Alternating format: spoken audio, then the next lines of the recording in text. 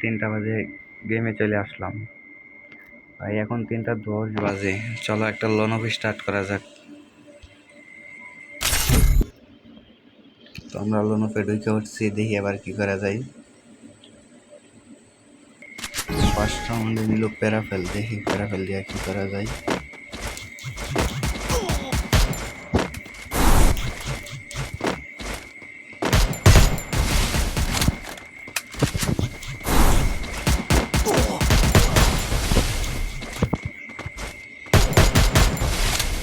অস্থির হইতেছে, অস্থির অস্থির পুরাই।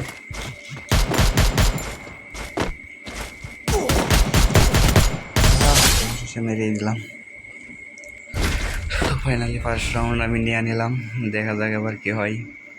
তো সেকেন্ড রাউন্ডে চলে আসলাম।